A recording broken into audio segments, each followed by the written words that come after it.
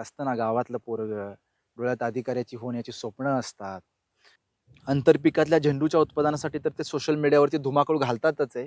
डा आंतरपिकाच्या बाबतीत दुसरं कलिंगड, त्याच्यातही ते मित्रांनो खूप मोठा धुमाकूळ घालतात आहे, की खूप मी एक एम-एस-सी ॲग्री झालेला तरुण आहे आणि त्यानंतर एम-एस-सी ॲग्री झाल्यानंतर मी यू-पी-एस-सीचं प्रिपरेशन केलं होतं. यू-पी-एस-सीसाठी मी दिल्लीला गेलो होतो.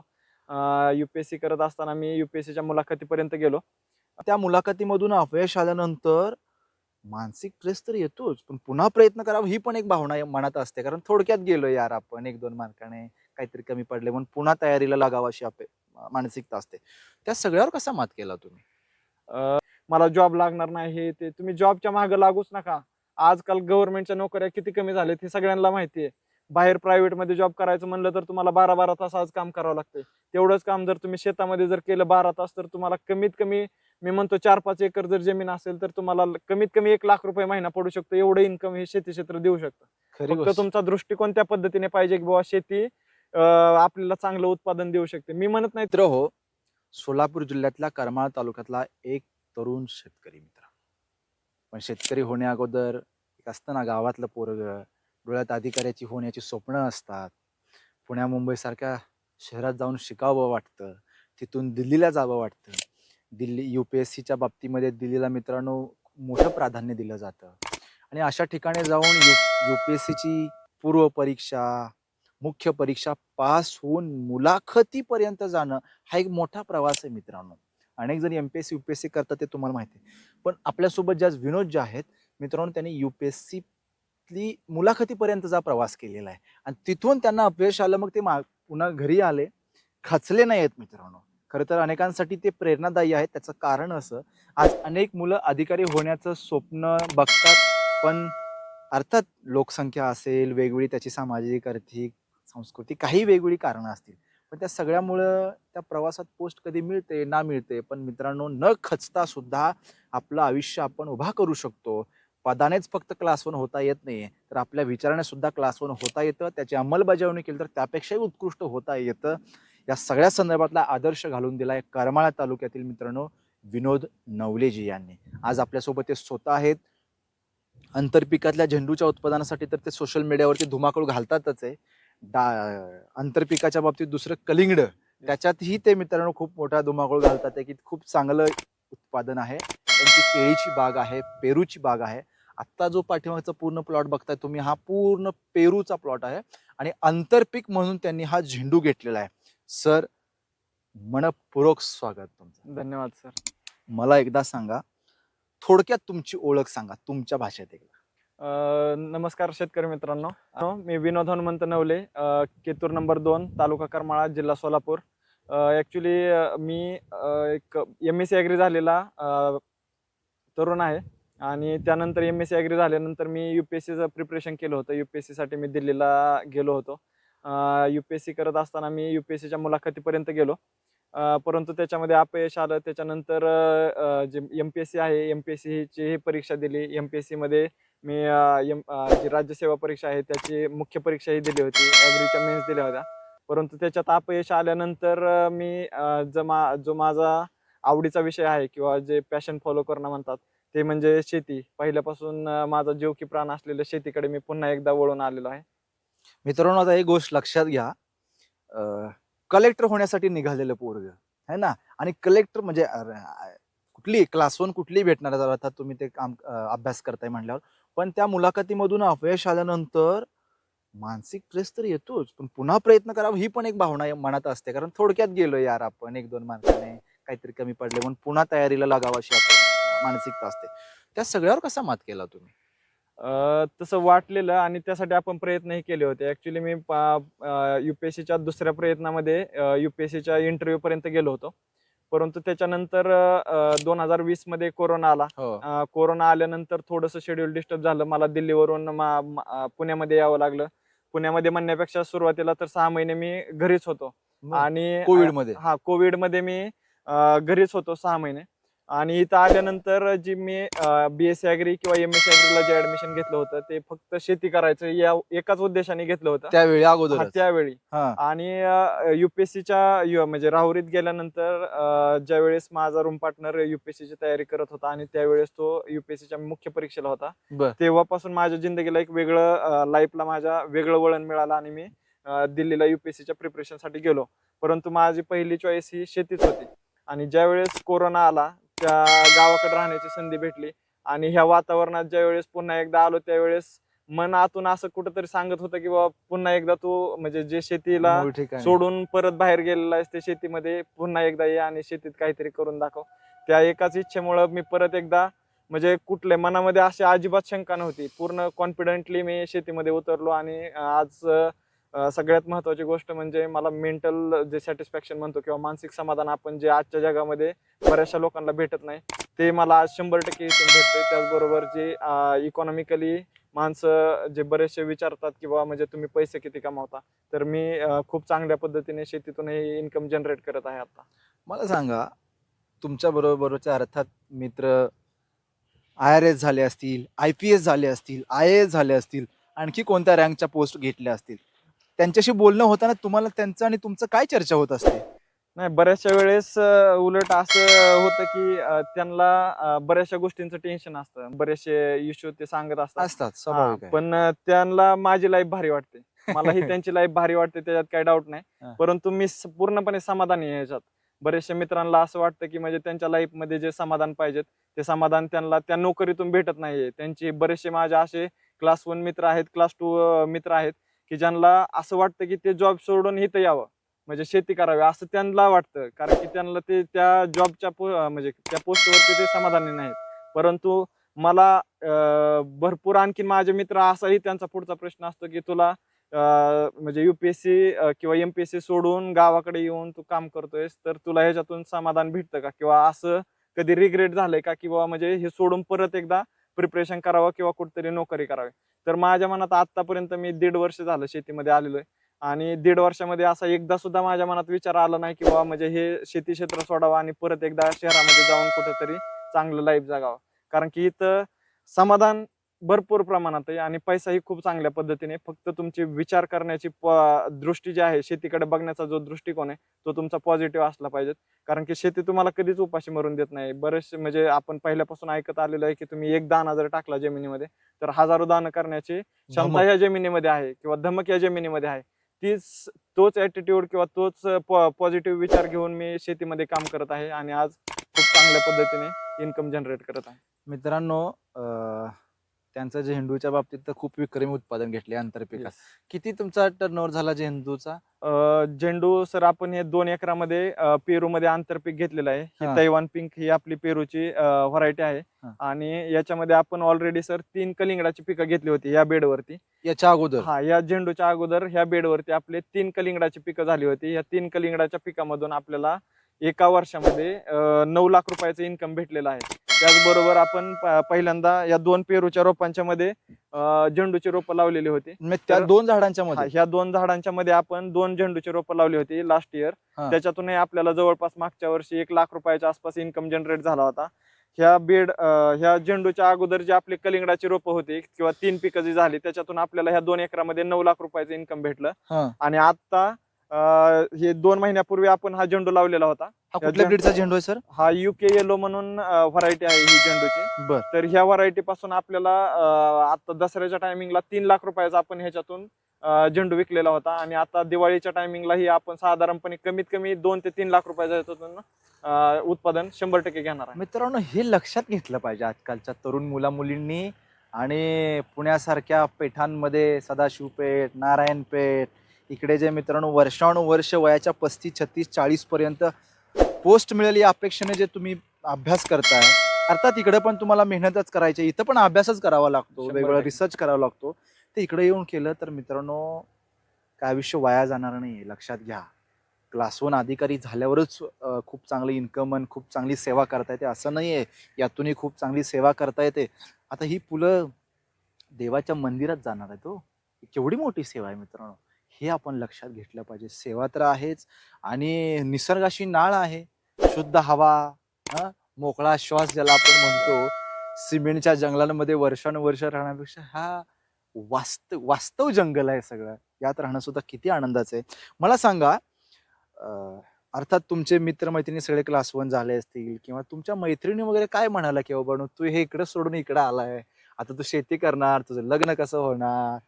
नाही, लग्नाचा प्रॉब्लेम आहे.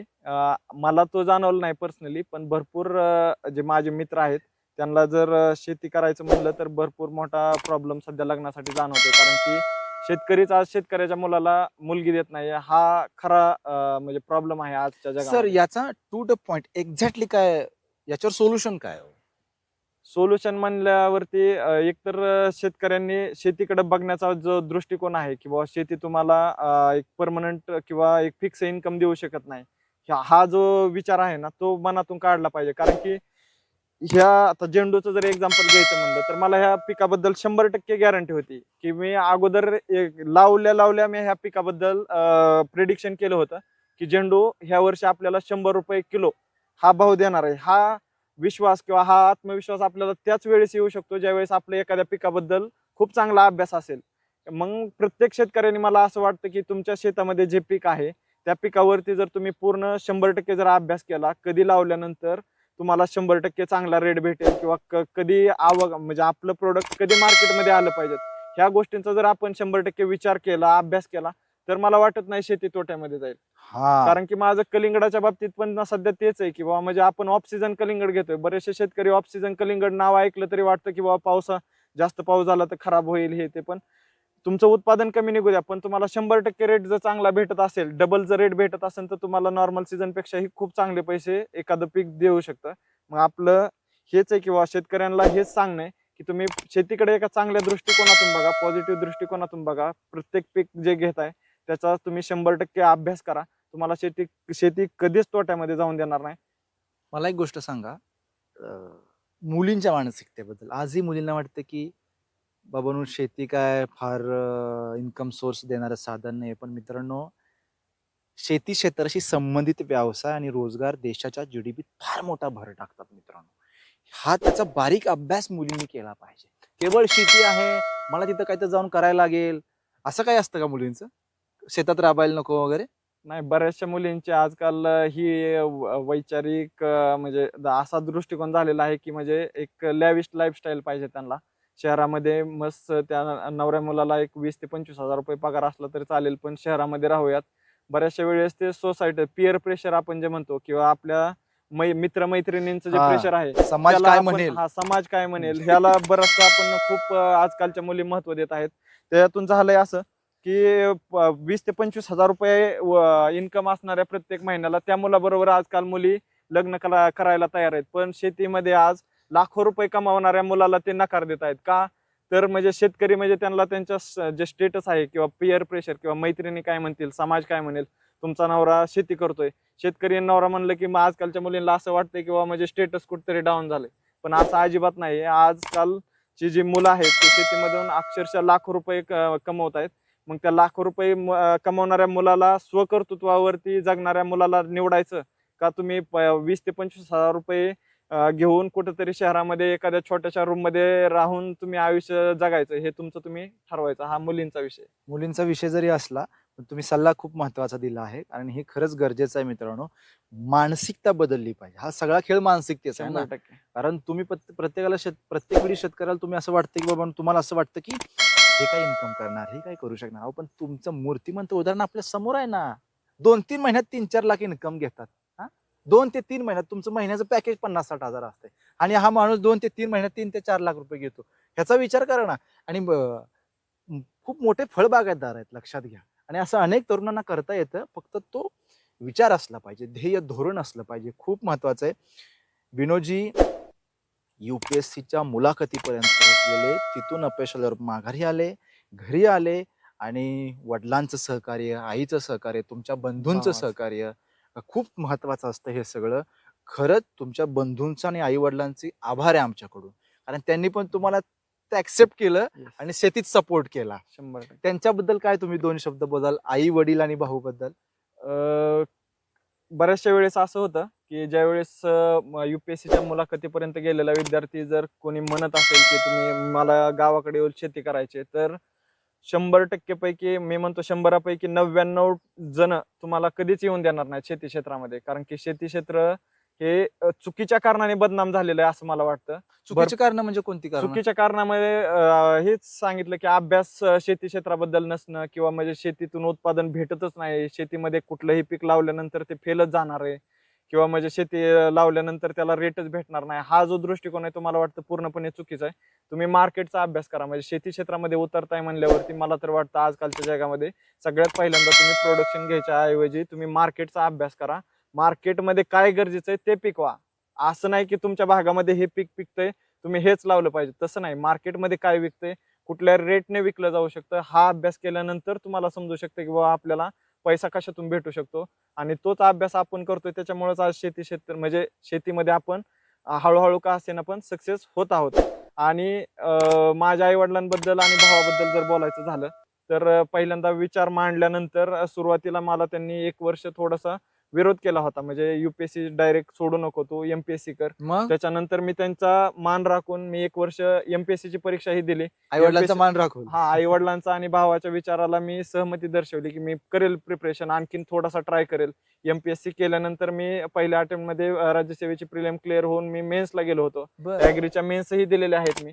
पण त्याच्यानंतर कुठंतरी माझं मन सांगत होतं की आपण शेतीमध्येच गेलं पाहिजे, शेती क्षेत्रामध्येच खरं काम केलं पाहिजे. मग ते मी ज्यावेळेस पूर्ण विश्वासाने किंवा आत्मविश्वासाने माझ्या आई वडील आणि भावासमोर ह्या गोष्टी मांडल्या की बाबा मला शेतीमध्ये खरंच काम करायचं, त्यावेळेस ज्यावेळेस 23 जानेवारी 2023ला मी राज्यसेवेच्या मेन्सचे पेपर संपल्यानंतर मी 26 जानेवारी 2023ला मी सगळं साहित्य घेऊन घरी आल्यानंतरही म्हणजे घरच्यांनी तिथून पुढे मला विरोध केला नाही. ते म्हणले आता तू जेवढे प्रयत्न करायचे होते तेवढे केलेत, आता आम्ही तुला काय म्हणणार नाही, तुला जे करायचे ते कर. आणि तिथून पुढे मी शेतीमध्ये भरपूर प्रयोग केलेले आहेत. आणि त्यामध्ये मला माझा भाऊ रणजित, माझा छोटा भाऊ असूनही खूप म्हणजे माझ्यापेक्षा जास्त काम त्याचं असतं शेतीमध्ये. मी फक्त सांगत असतो आणि करतही असतो, पण त्याचं भरपूर काम आहे शेतीमध्ये आणि तो खूप सांभाळून घेतो बऱ्याचशा गोष्टी, ज्या टेक्निकल गोष्टी आहेत इलेक्ट्रिसिटीच्या रिलेटेड किंवा बाकीच्या, त्या सगळ्या तो समजून घेत असतो.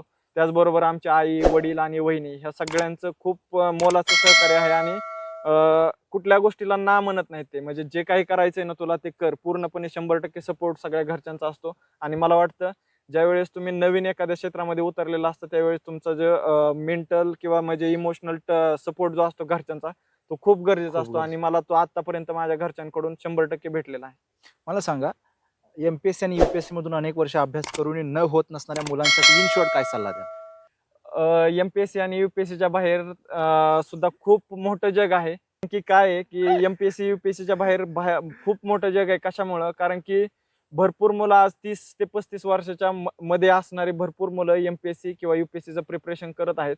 समाजाच्या प्रेशरला कुठंतरी एक अवास्तव महत्त्व देऊन ते कुठंतरी त्या प्रेशरला भिवून तिथून बाहेर पडायलाच नको म्हणत आहेत तिथली मुलं. किंवा म्हणजे गावाकडे गेल्यानंतर मी काय करू किंवा आई वडिलांना काय कुठल्या पद्धतीने उत्तर देऊ. आई वडिलांपेक्षाही मुलं आजकाल समाज काय म्हणेल ह्या विचाराला जास्त महत्त्व देत आहे. आणि म्हणजे तिथून बाहेर पडायला नको म्हणत मग आहे. त्यांनी बाहेर पडण्यासाठी सोल्युशन काय? सोल्युशन म्हणजे तुम्ही बाहेर पडल्याशिवाय तुम्हाला सोल्युशनच सापडणार नाही. बाहेर पडा तुम्ही. शेती क्षेत्र एवढं मोठं आहे की तुमच्या घरी जर शेती असेल 5 ते 10 एकर. आता माझाच एक मित्र आहे अमोल डरंगे म्हणून. त्याने मागच्या वर्षी फक्त 3 एकरामध्ये, त्याला शेती थोडी जास्त आहे म्हणजे 10-15 एकर शेती आहे, पण त्याने त्याच्यात 3 एकराचं मी तुम्हाला कॅल्क्युलेशन सांगतो. त्याने एका वर्षामध्ये कलिंगड म्हणजे केळी लावली 2.5 एकर. त्या 2.5 एकरामध्ये त्याने कलिंगड आंतरपीक घेतलं. हा. त्या 2.5 एकरातून त्याला 5 लाख रुपयाचं कलिंगड भेटलं पहिल्या 2 महिन्यामध्ये. त्याच्यानंतर त्याच्यामध्ये जवळपास 95 ते 100 टन त्याची केळी निघली. ती केळी 25 ते 30 रुपये किलोने विकली. म्हणजे जवळपास त्याला त्या केळीतूनही जवळपास 25 ते 30 लाख रुपये त्या 2.5 एकरातून भेटले. प्लस 5 लाख रुपये त्याला आंतरपीक. आंतरपिकातून भेटले. असे फक्त विदिन अ इयर म्हणजे ह्या जानेवारी ते त्या जानेवारीपर्यंत त्याला 2.5 ते 3 एकरातून 30 लाख रुपये इन्कम भेटले. आज कुठल्या IT कंपनीवाल्यांना 50% IT वर्कर असे आहेत की ज्यांना 10 ते 25, 30, 50 हजार रुपयापर्यंत पगार असेल. मग ह्या विचार करण्यासारखी गोष्ट आहे. हा अमोल सारखा एखादा विद्यार्थी जो अगोदर MPSCच करत होता, त्याने तिथून माघारी आल्यानंतर जर तो एका वर्षामध्ये 2.5 ते 3 एकरातून जर प्रत्येक महिन्याला 2.5 लाख रुपये पगार कमवत असेल, फक्त 2.5 एकरातून म्हणतोय हो मी. हो हो हो मग हे अशा ऑपॉर्च्युनिटी असताना तुम्ही कुडत का बसताय किंवा तिथंच घुटमळत का बसताय किंवा म्हणजे आता ह्याच्यानंतर मला जॉब लागणार नाही, हे ते तुम्ही जॉबच्या मागे लागूच नका. आजकाल गव्हर्नमेंटच्या नोकऱ्या किती कमी झाल्यात हे सगळ्यांना माहिती आहे. बाहेर प्रायव्हेट मध्ये जॉब करायचं म्हणलं तर तुम्हाला 12-12 तास आज काम करावं लागतंय. तेवढंच काम जर तुम्ही शेतामध्ये जर केलं 12 तास, तर तुम्हाला कमीत कमी मी म्हणतो 4-5 एकर जर जमीन असेल तर तुम्हाला कमीत कमी 1 लाख रुपये महिना पडू शकतो. एवढं इन्कम हे शेती क्षेत्र देऊ शकतं. खरी फक्त गोष्ट. तुमचा दृष्टिकोन त्या पद्धतीने पाहिजे की बाबा शेती आपल्याला चांगलं उत्पादन देऊ शकते. मी म्हणत नाही तुम्ही शेतीच करा. शेती बाहेरही खूप मोठं जग आहे. वेगवेगळे खूप व्यवसाय सगळ्या करा. व्यवसाय आहेत, खूप साऱ्या ऑपॉर्च्युनिटी आहेत. तुमचं ज्या गोष्टीमध्ये मन लागत असेल, तुम्हाला ज्या गोष्टीमध्ये मेंटल सॅटिस्फॅक्शन भेटेल, त्या गोष्टीमध्ये उतरा तुम्ही. त्या गोष्टीतही तुम्हाला पैसा बी भेटेल आणि वेगळी ओळखही निर्माण करता येईल. येस, तुम्ही खूप मोलाचा सल्ला द्याला. इन शॉर्ट मित्रांनो, हे खूप मोठं उदाहरण आहे विनोदजी नवले. UPSCच्या इंटरव्ह्यू पर्यंत पोहोचले, तिथून माघारी येऊन इतका चांगला डोलारा, इतकं चांगलं प्रस्थ शेतीतलं उभा केले आणि अनेक तरुणांसाठी ते आदर्श आहे. सर, तुम्ही या मुलाखतीसाठी वेळ दिला त्याबद्दल खूप खूप धन्यवाद. आणि दुसरी महत्वाची गोष्ट, यांचा दुसरा एक व्हिडिओ आहे मित्रांनो, तो सुद्धा नक्की बघा. मनःपूर्वक धन्यवाद. धन्यवाद.